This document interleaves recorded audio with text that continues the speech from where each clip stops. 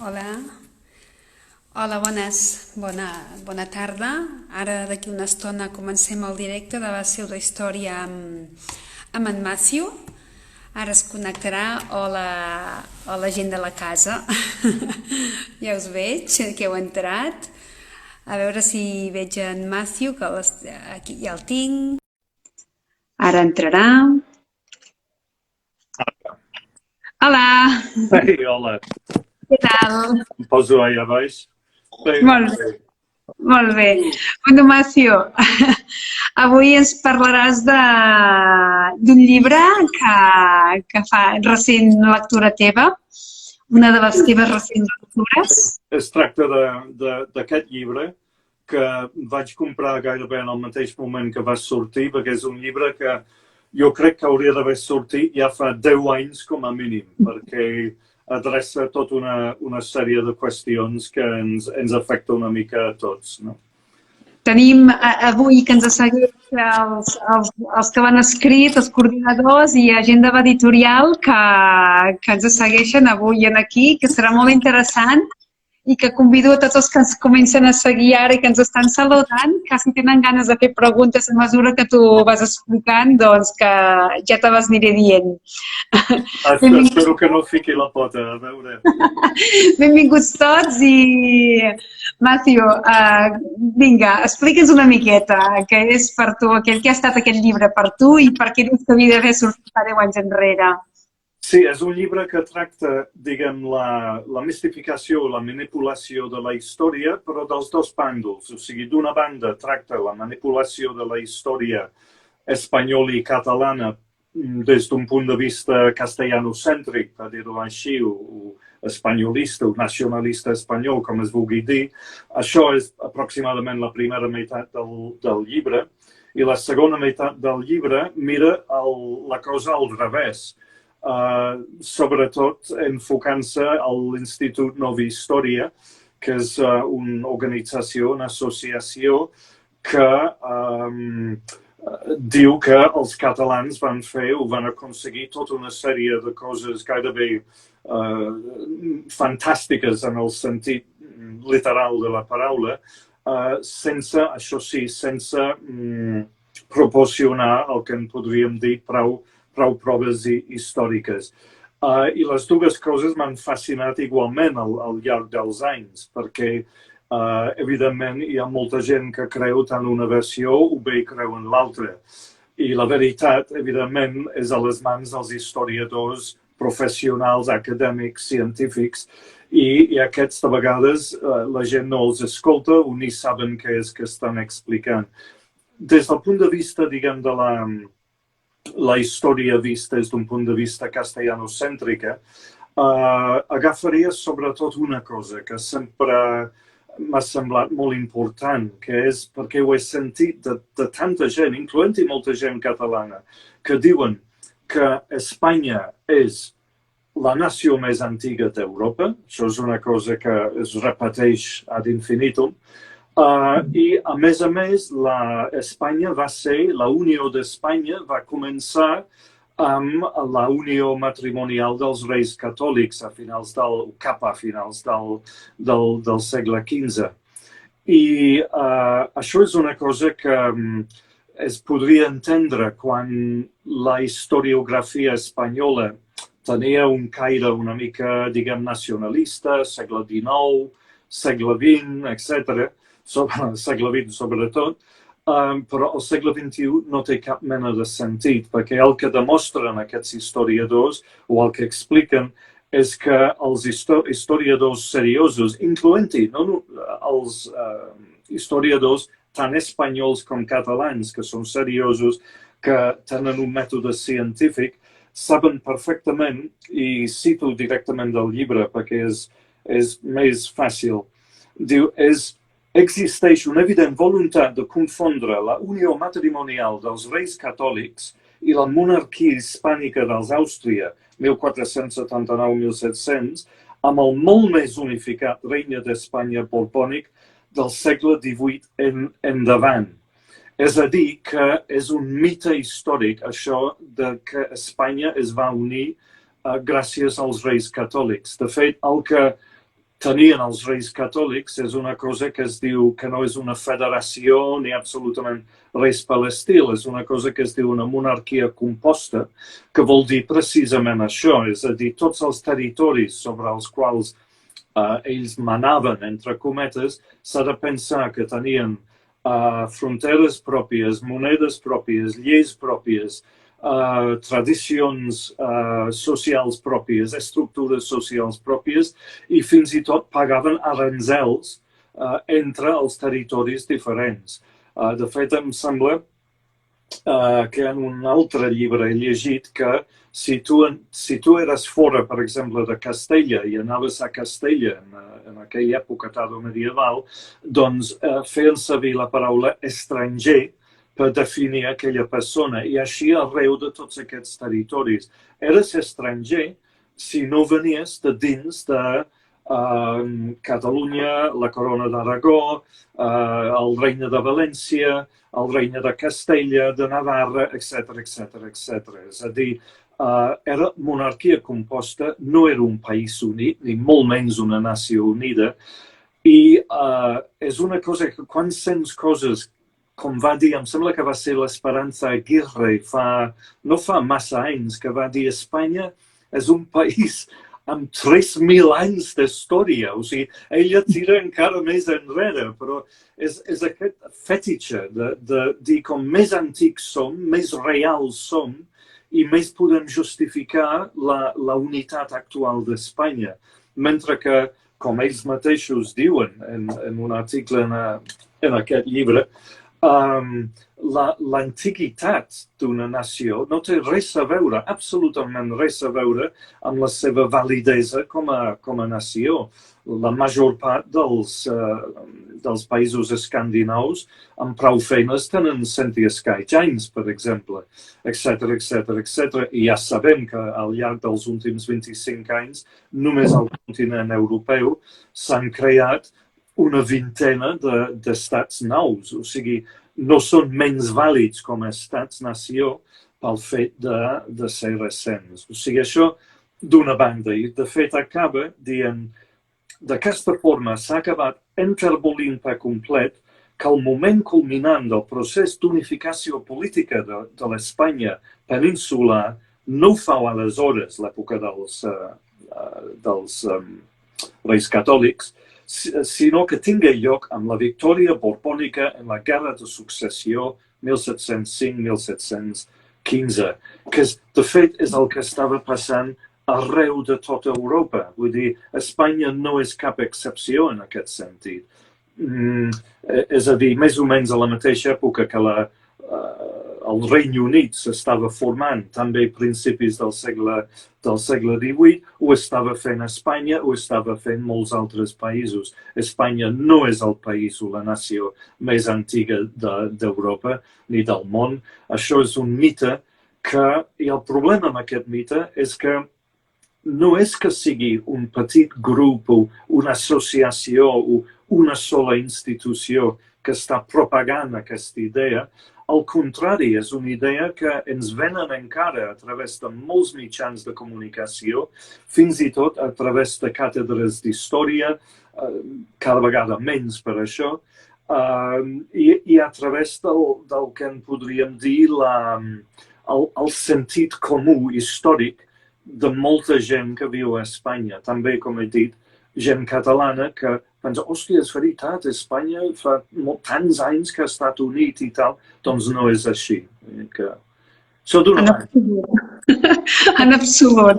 De fet, es respira encara ara que no ha estat mai unit. Exacte, perdó, digues. Es respira encara ara que no ha estat mai unit. Fins i tot tenim un desconfinament de províncies, imagina't. Sí, exacte. Bueno, seria una mostra, perquè si la unificació real, o sigui, la creació de l'estat espanyol real va ser un invent del segle XVIII, tal com va passar a tants altres llocs a Europa, el segle XIX era la consolidació d'aquest estat unit. I la creació del sistema provincial el 1833 era un intent més de centralitzar, de demostrar que Espanya era tot dividir tots els... O sigui, era una mena de cafè per a tothom avant la letra, per dir-ho així. Però el concepte era exactament això. Tothom igual, tothom unit, i llimem al màxim les diferències de fet evidents que venen de la monarquia composta que existia abans i de la qual, evidentment, Catalunya formava part. Però jo crec que és fabulós això de remarcar que cal acabar amb aquest mite dels reis catòlics van ser els unificadors d'Espanya. Perquè científicament, històricament, no aguanta per enlloc. Que és una cosa, de fet, que hi ha molta gent que ho sap, però no es diu prou, no es diu prou. És molt interessant això que ens dius. Explica'ns més coses a veure d'aquest llibre. Editat per Eumo, val la pena que ho diguem, perquè Eumo està fent unes edicions molt boniques en tots els seus gèneres i amb una renovació de portades, deixeu-m'ho dir, i no perquè ens escoltin, potser ja som fora, no ho sabem, això, però sí que val la pena dir que han fet un rentat de cara editorial amb les portades i amb la manera de manipular els llibres, que com a llibretera estic encantada, i que a tu també t'ha reclamat aquest llibre de pseudohistòria que possiblement uns anys enrere no t'hagués reclamat, també. Estan fent bona feina. Bueno, de fet, he de dir que fa molts anys tenia una feina portant un grup de dissenyadors, estudiants de disseny gràfic i els seus profes, que eren anglesos i escocesos. Tots venien de la Universitat de Newcastle. Ells sí que eren dissenyadors gràfics professionals i van anar sempre visitaven dissenyadors gràfics de Barcelona, a Barcelona ciutat, però l'única excepció que feia era precisament els dissenyadors gràfics de la casa Eumo per la qualitat de la seva feina, que interessava molt aquests dissenyadors de Newcastle. Que bé, interessant. Doncs bé, tot això, o sigui, la pseudohistòria castellano-cèntrica o nacionalista espanyol, diguem, és una part del llibre, és una part fascinant, però, com he dit, és una part que explica coses que molts espanyols, molts ciutadans espanyols encara donen per descomptat, perquè és com una mite tan escampat, tan donat per descomptat, que és molt difícil precisament, i ho recalca en el llibre, com que hi ha poca gent que llegeix la història de debò, perquè costa una mica més llegir, etc., doncs agafen la primera cosa que tenen a pam. I la primera cosa que tenen a pam són els mites que ja circulen com a fets històrics, entre moltes cometes, entre la població. Això d'una banda. És a dir, ara bé, si mires la cosa des de l'altre punt de vista, tenim un altre fenomen completament diferent venint del bàndol català. Al segle XX i una part del segle XIX tenim una certa historiografia catalana que evidentment està esbiaixada, vull dir, és a favor de la defensa de l'existència històrica de Catalunya com a nació, com a país i tot això, amb gent com Ferran Soldevila, però no deixa de ser historiografia científica, seriosa. Ara bé, això canvia una mica amb l'adveniment del Jordi Bilbeny i de tot un grup al seu entorn, i potser hauria d'explicar una mica com vaig conèixer Jordi Bilbeny, perquè deixem de banda les històries de l'Institut Nova Història i tal, però el vaig conèixer perquè ell em va convidar a fer una xerrada a la presó de dones del Val-de-Ras, on ell feia d'educador. Hi ha molta gent que no sap això del Bilbeny, que de fet hi feia la seva feina molt bé, a més. O sigui que li tinc molt respecte per això. I em va fascinar. Evidentment, sabia que ja havia començat a investigar la possibilitat que el Cristòfor Colom no era un llaner genovès, i que era català, que són dues coses diferents, evidentment. demostrar que Cristòfor Colom no era un llaner genovès és una cosa que a mi em semblava molt creïble, perquè de fet se sap molt poca cosa de la seva vida, molt pocs detalls. I el fet que un llaner genovès hauria pogut treballar fent aquestes expedicions i tot això pels reis catòlics, a Sau de Castella, del regne de Castella i tot això, vaja, es pot tenir dubtes lògics i de sentit comú sobre tot això. I el que em fascinava dels seus llibres, perquè en aquella època estem parlant, si no m'equivoco, de finals dels 90, principis d'aquest segle, escrivia bàsicament i únicament sobre el tema de Cristòfor Colom. I aquest procés va acabar amb un llibre molt gruixut que vaig llegir sencer, que es diu Cristòfor Colom, príncep de Catalunya. En parlen a bastament en aquest llibre. I el que trobava interessant en aquest llibre, que era, diguem,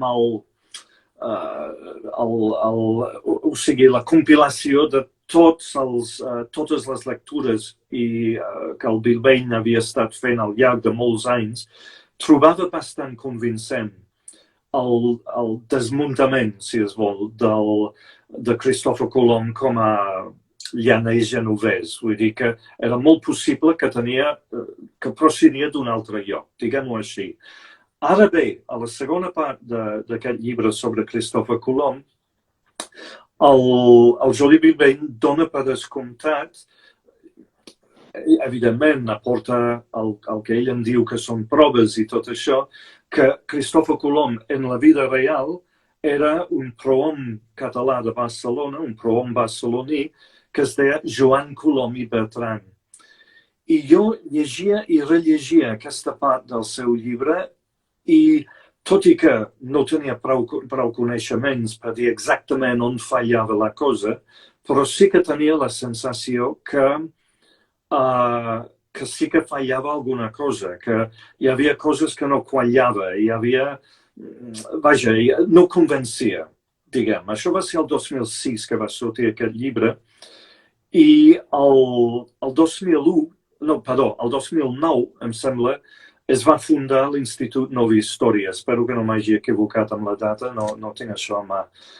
I l'Institut de Nova Història començava a explicar coses que ja n'havia sentit parlar. Van començar dient que el Miguel de Cervantes no es deia en la realitat Miguel de Cervantes, es deia Miquel Servent, que era de Xixona, que el Quixot s'havia escrit primer en català, que la censura castellana havia suprimit la versió catalana i que el llibre de debò havia desaparegut, de manera que només tenim la versió castellana, que és el que tothom coneix, no? I amb això això no ho veia massa clar. Però des d'aleshores, i no només el Jordi Bilbeny, sinó l'Institut Nova Història en general, han anat més que en aquesta direcció, fins al punt que han dit que figures com, per exemple, William Shakespeare, que diuen que podria ser la mateixa persona que el Miguel de Cervantes, Francisco de Quevedo, el pintor Hieronymus Bosch, per exemple, qui més tenim aquí? Hernán Cortés, Bartolomé de les Casas, Marco Polo, Leonardo da Vinci, que tots eren catalans, o d'origen català i de cultura catalana. No només això, sinó que diu que totes les llengües llatines no provenen directament del llatí, sinó passaven pel filtre del català. El portuguès, el castellà, el francès i l'italià, tots passaven pel filtre del català, i el català en si, el català i l'occità, eren barreges del l'íber, o sigui, el que parlen més o menys ara els bascos, i la llengua llatina.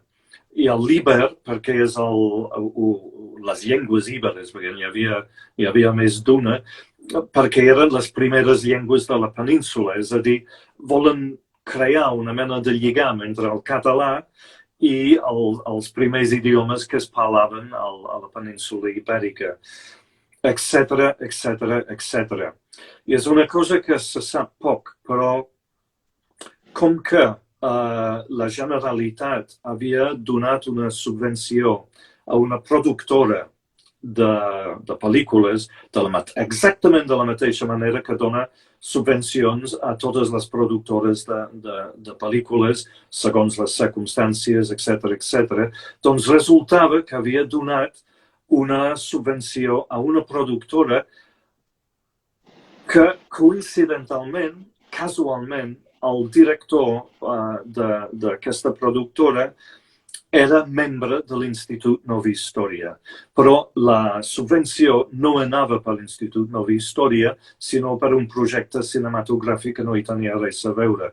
Doncs bé, el diari The Guardian, a Anglaterra, va agafar una versió distorsionada d'aquesta història i van dir textualment: Catalunya finança la idea que William Shakespeare, Marco Polo, Leonardo da Vinci, etc. eren catalans. I aquesta història va començar a viralitzar-se, però hauria pogut fer molt de mal a Catalunya, vull dir, en general, perquè hauria semblat que les institucions, màximes institucions catalanes estaven poblats per una colla de bojos, com si diguéssim, però què va passar? Va arribar el coronavirus i la història va desaparèixer, perquè de cop i volta es parlava només del coronavirus. Però, vaja, aquella història estava a punt de sortir, va ser, evidentment, no va passar així, com he dit, aquesta subvenció no anava a l'Institut Nova Història. De fet, l'Institut Nova Història es finança a través dels seus llibres, de les seves publicacions, de les universitats que organitza en el seu nom, que més de conferències que fan els seus membres i tot això. Però és perillós, perquè he vist coses a YouTube també, en què hi ha membres de l'Institut Nova Història dient coses com Catalunya té 5.000 anys d'història, saps? Vull dir, coses d'aquest tipus, que tot això fa molt de mal. I un membre d'ells, per exemple, per donar-te només una idea de fins a quin punt això pot arribar, és les proves que han aportat per demostrar que el Quixot és un llibre escrit originalment en català, doncs diuen que els noms que hi surten són, de fet, versions distorsionades o paraules, noms en clau de coses en català. Per exemple, hi ha un personatge que surt a la segona part del Quixot que es diu Anna Fèlix, i doncs diu, això oculta l'oració anar feliç. Amb això ja no cal que doni més exemples, però n'hi ha molts que diuen que la justificació és aquesta, mentre que se sap que en aquella època tant el castellà com el portuguès com el català no eren idiomes, diguem-ne, amb gramàtica i lèxic absolutament científicament resolts, sinó que agafaven paraules els uns dels altres, etc, etc, tal com passava una mica amb altres idiomes en els seus àmbits propis arreu del continent europeu. Però vull dir, vaja, jo no sabia que les coses havien arribat fins a aquest extrem, Irene, però aquí, o sigui, hauríem pogut dir fàcilment això és tan boig que no val ni la pena de contradir-ho. Però sí que val la pena, perquè hi ha gent que s'ho creu, hi ha gent que s'ho creu de debò, i jo diria encara més important, hi ha diaris estrangers que poden agafar això i ridiculitzar absolutament tot el que té a veure amb Catalunya a través de declaracions pseudohistòriques d'aquest tipus. Per tant, és d'agrair que hagi sortit un llibre que parla d'aquest tema, com també de la historiografia falsa, pseudohistòrica, del nacionalisme espanyol, del castellanocentrisme, que és important desmitificar les dues coses, diguem. En fi, ja està, vull dir que no té més. Vull dir que... M'has descobert moltes coses, eh? No m'hagués imaginat mai que tinguéssim tants prohoms catalans. És que no els hem tingut, saps? Bueno, que tinguem aquesta il·lusió, no? D'haver-los tingut. Hem tingut els que sabem que tenim, vull dir que estan dats i beneïts, com si diguéssim. Els que sabem que tenim els aprofitarem, perquè aquests sí que n'hem de fer bandera, faltaria més. Però és molt interessant això que ens has estat explicant, que he parat molt bé les orelles, perquè aquest tema de la història sempre m'ha encuriosit moltíssim. I és cert que nosaltres... Hi ha poca gent que llegeix història. Hi ha molt poca gent que llegeix història. No sé si és perquè no retenen les dates de vegades, els segles, perquè, bueno, quan no lluita en una batalleta, l'altre hi ha una altra batalla i quan no són els Reis Catòlics en són uns altres, o sigui que és realment feina d'un historiador i és la rigorositat aquesta de l'historiador per fer això, perquè o has d'haver llegit molta història o és impossible, per tant aquest rigor històric que es fonamenta aquesta pseudohistòria, doncs penso que és fantàstic, perquè, ostres, dona moltes claus per entendre, comprendre o per portar-te altres llibres, no? Potser? Exacte. O sigui, s'ha de dir que aquest llibre, Pseudohistòria contra Catalunya, que val molt la pena, però és un llibre fet per historiadors seriosos. Això vol dir que estàs llegint història, que no és el mateix que llegir, diguem, història de divulgació popular, coses d'aquestes, perquè ells, per exemple, en el cas del Joan Colom i Bertran, demostren que va morir bastants anys abans del descobriment d'Amèrica. O sigui, que, saps? O sigui, aquesta figura que, segons l'Institut Nova Història, havia de ser Cristòfor Colom, va morir abans del descobriment d'Amèrica, però per demostrar-ho, i volen demostrar-ho fil per randa, entren en tots els arguments a favor d'aquesta teoria i els desmunten una per una, fins que quedi absolutament clar que és impossible que Joan Colom i Bertran va ser la mateixa persona que Cristòfor Colom. I clar, per molta gent això pot ser una mica feixuc. És molt més fàcil dir que no, tenim 4 proves, etc. No? Vull dir, hi ha moltes teories, per cert, sobre Cristòfor Colom, que era jueu mallorquí, que era portuguès. Els portuguesos, hi ha un grup d'historiadors portuguesos seriosos que han avançat la teoria que era portuguès, etc. I, evidentment, digues. De fet, has tret el nom d'en Jordi Bilbeny, que de fet, quan va sortir el seu llibre, va ser molt interessant, va ser un gran aconteixement dins el món de la història de Catalunya, perquè jo recordo com un dels llibres més demanats a nivell d'història i de divulgació, quan costa molt de vendre un llibre unes quantitats importants d'història, saps? Llavors, m'agrada molt sentir-te parlar d'ell, que a més en el llibre de Pseudohistòria també l'esmentin, i que hi hagi aquesta rigorositat de cercar aquestes coses que jo també miro des del punt de vista com a no lectora de història i m'estàs explicant això i penso, ostres, serà veritat? Saps? Clar, no, és exactament. Per mi, jo tenia la mateixa fascinació. I fins aquí estava amb el Jordi Bilbeny, perquè pensava, vale, desmuntem un moment això del llaner genovès. En què ens deixa això?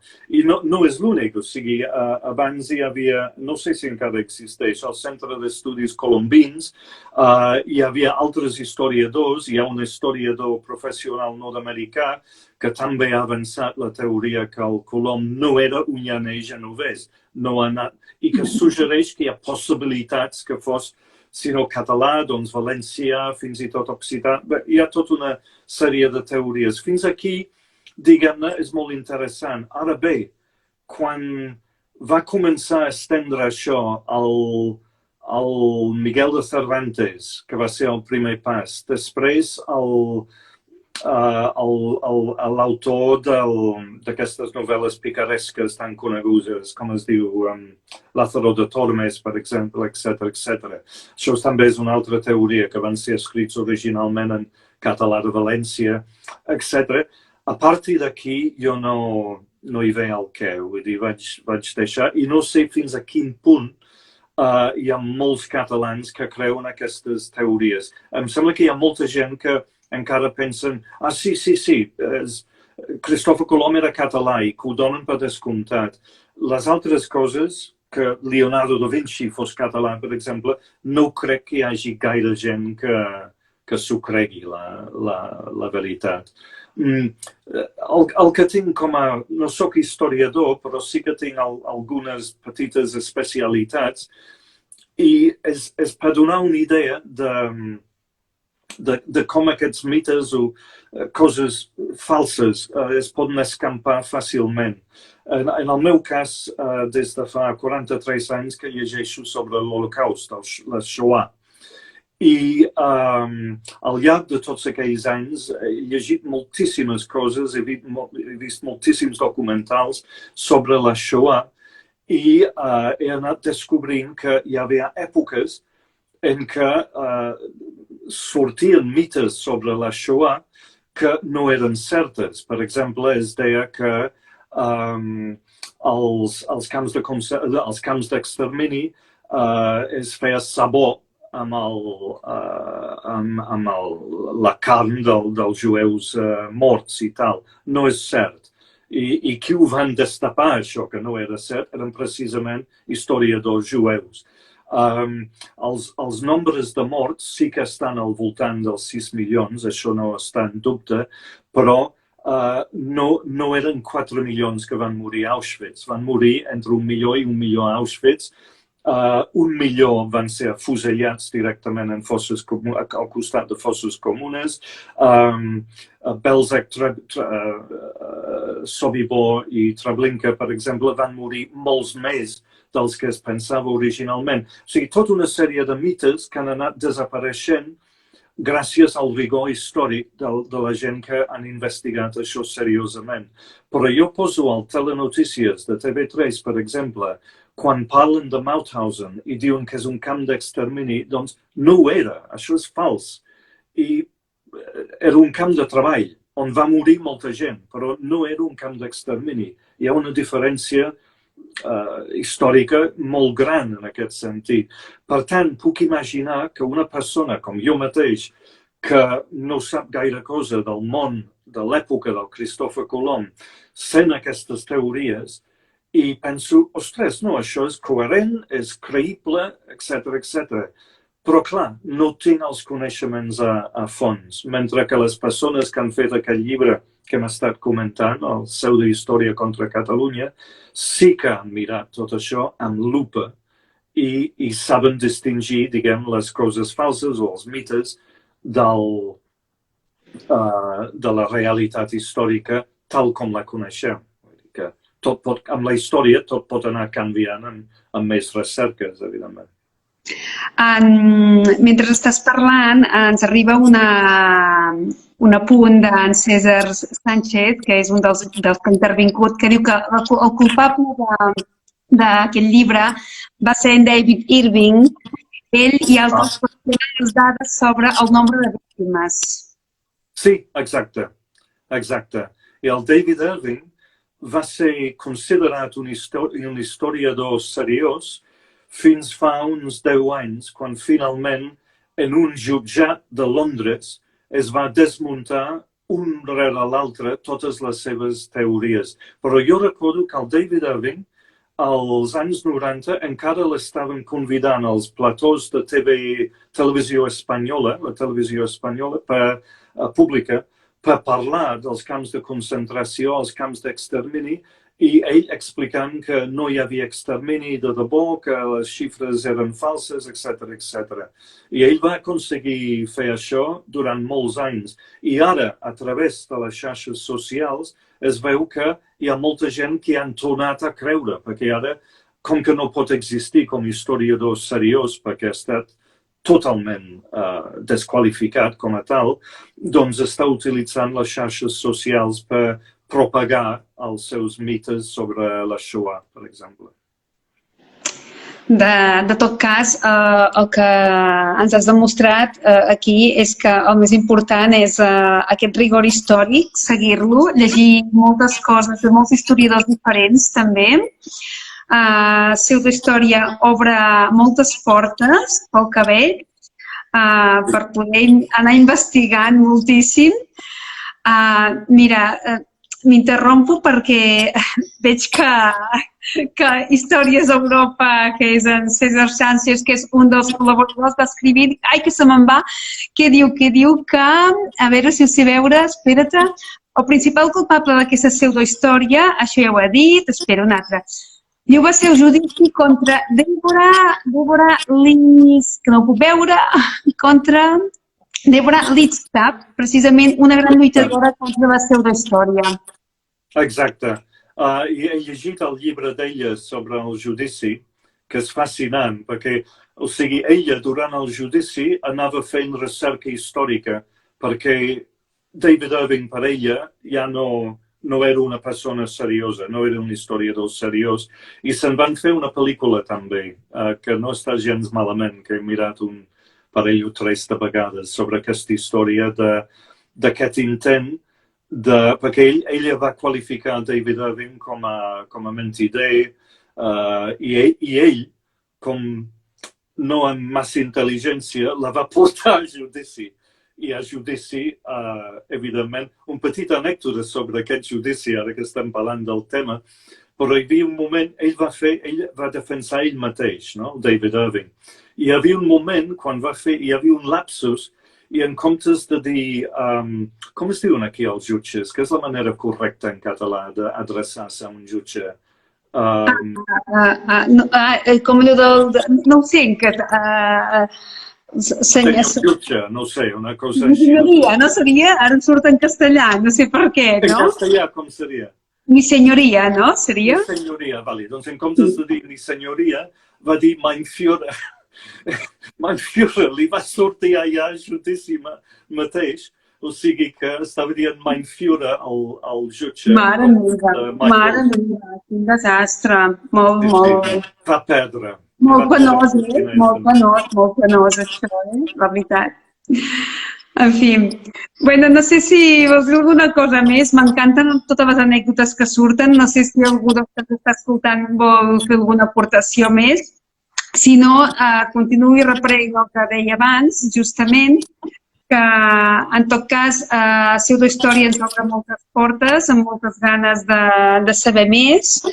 Ens qüestiona molts moments de la història i això és molt interessant perquè ens costa molt a nosaltres sortir de la zona de confort, certament. Exacte. I que ens expliquin coses ens costa molt creure'ns-les, perquè si ja portem tota la vida d'una manera, que ens les desmuntin ara, doncs s'ho inventen els altres, encara que portin rigor històric, doncs et fa trontollar aquestes coses, O sigui, t'he anat escoltant i de cop i volta penso que potser hauria de tornar a l'escola, a l'institut, i que m'expliquessin altra vegada la història.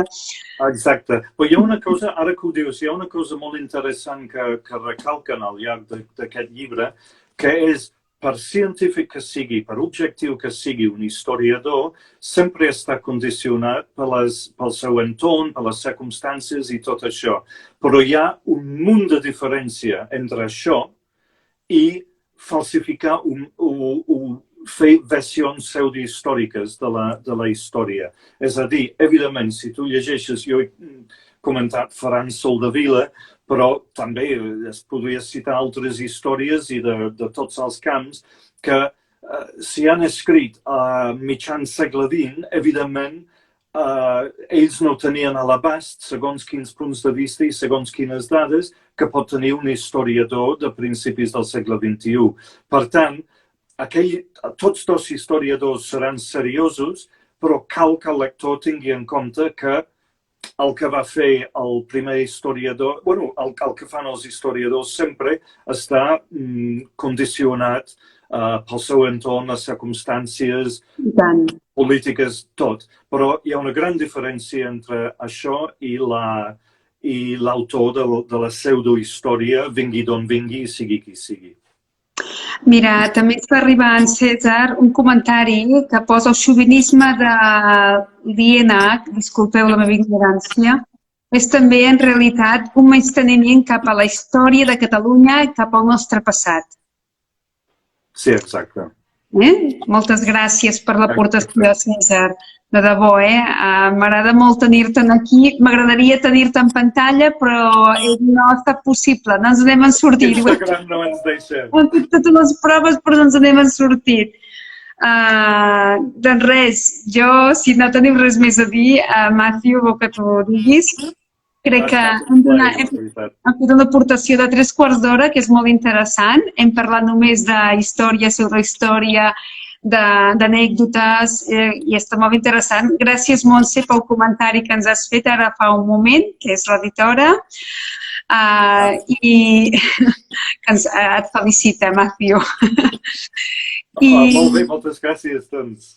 I et diuen gràcies per una presentació molt honesta sobre un llibre que no va a la contra, sinó a favor de la veritat i del rigor.